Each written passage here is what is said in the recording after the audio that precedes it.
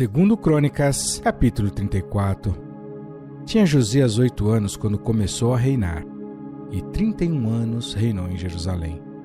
E fez o que era reto aos olhos do Senhor, e andou nos caminhos de Davi seu pai, sem se desviar deles nem para a direita, nem para a esquerda.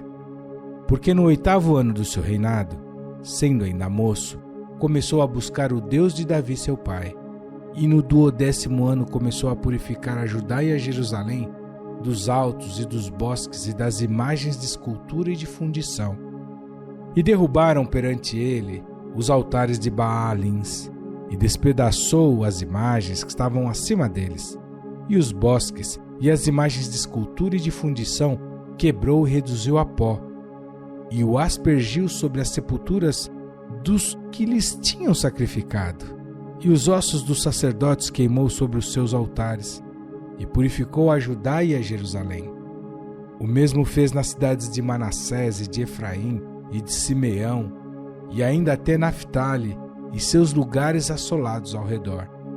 Tendo derrubado os altares e os bosques e as imagens de escultura, até reduzi-los a pó, e tendo despedaçado todas as imagens em toda a terra de Israel, então voltou para Jerusalém.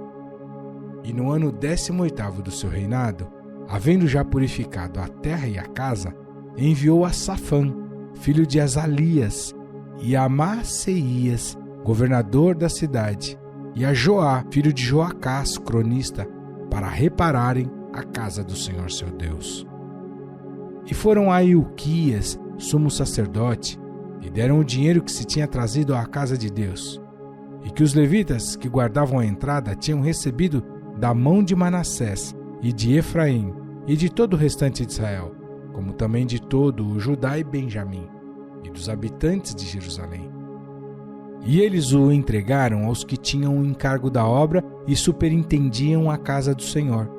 E estes o deram aos que faziam a obra e trabalhavam na casa do Senhor, para consertarem e repararem a casa.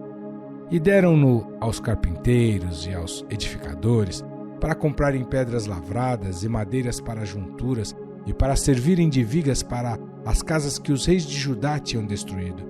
E estes homens trabalhavam fielmente na obra, e os superintendentes sobre eles eram Jaate e Obadias, levitas, dos filhos de Merari, como também Zacarias e Mesulão, dos filhos dos coatitas, para adiantarem a obra, e todos os levitas que eram entendidos em instrumentos de música. Estavam também sobre os carregadores e dirigiam todos os que trabalhavam em alguma obra. E dentre os levitas havia escrivães, oficiais e porteiros.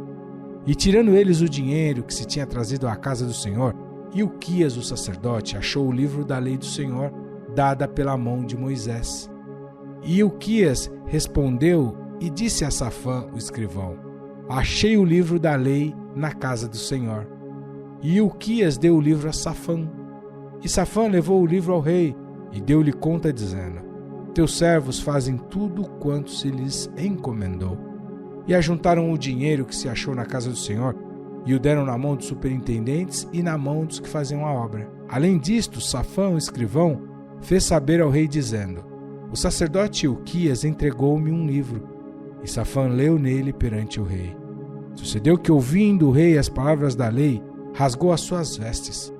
E o rei ordenou a Ilquias e a Aicão, filho de Safã, e a Abdom, filho de Mica, e a Safã, o escrivão, e a Asaías, servo do rei, dizendo: ide, consultai ao Senhor por mim, e pelos que restam em Israel e em Judá, sobre as palavras deste livro que se achou.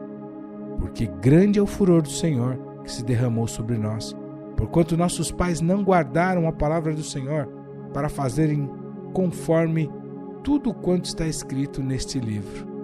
Então Ilquias e os enviados do rei foram ter com a profetisa Hulda, mulher de Salum, filho de Tocate, filho de Arás, guarda das vestimentas, e habitava ela em Jerusalém na segunda parte, e falaram-lhe a esse respeito.